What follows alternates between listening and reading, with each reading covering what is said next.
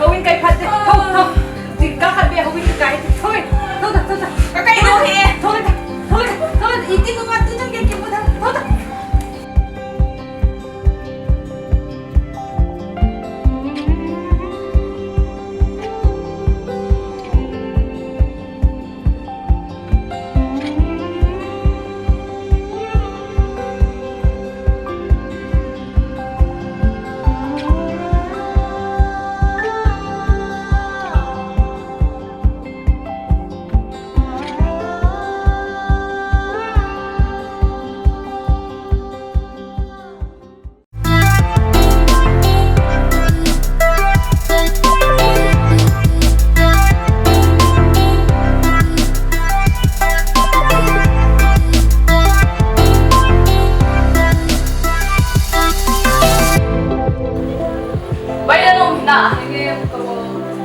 tàu bay đi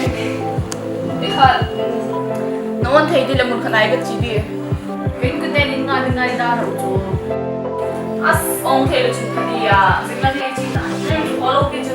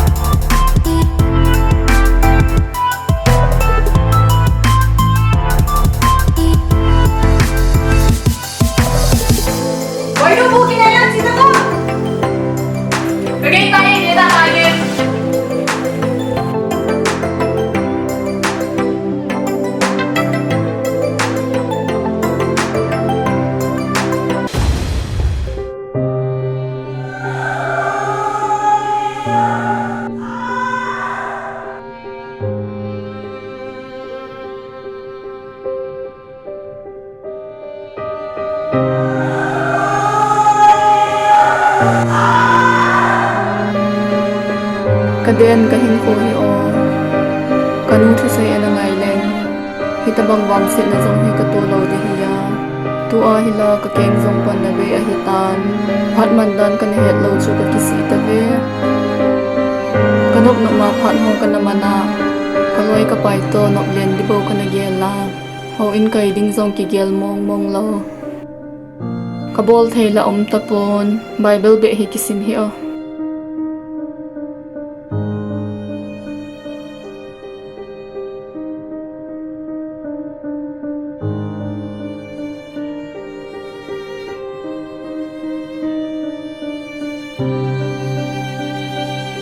hầu in cài nôm dòng lăng cắt chi thay tập pon tuôn vàng mi hem hin khô hi ima cha hi lâu đàn tuy mây tabang ve ba hi ka hemong mong tai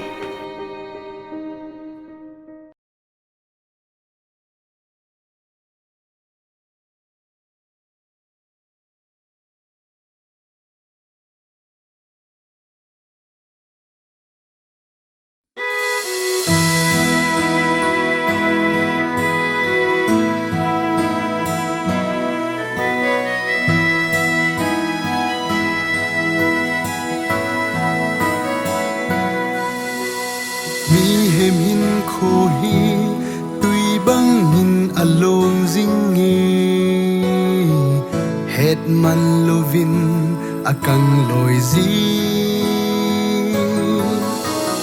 pa cha bang hin kho mo loi zin te het man lovin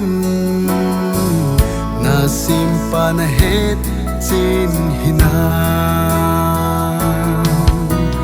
mi hem hin kho hi tui bang min along zing nge het man lovin akang loi zi wa sa bang hin kho mo loi zin te het man lovin na sim pa na het sin hinam lam pi le thu ta le hin na chu ka hi di pa kai jisu lam pi le thu ta le hin na chu ka hi di pa kai jisu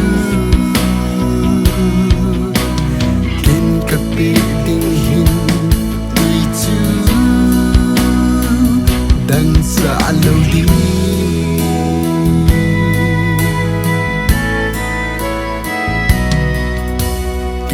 na hin kho hi Giêsu nei tên bu anei a hin zonin tao loi hin ipana le ahal na kape in nei va choi na din ka hinga loi sing tan lam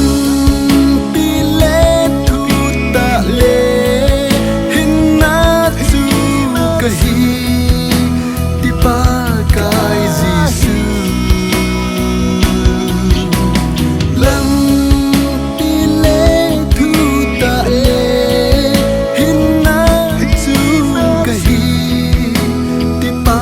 kai jisu kin ka pe ding hin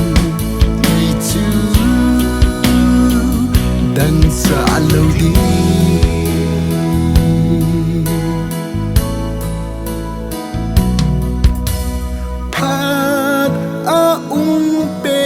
sa hin dam lai hin kho sung hin so cha na lam pi Giêsu Christa chu kisan tao te tu hin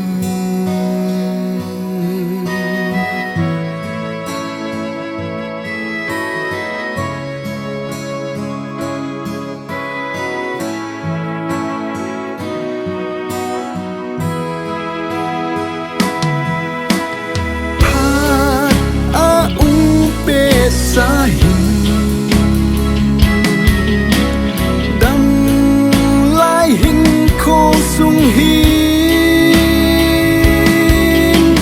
so cha na lam pi Giêsu Christa chu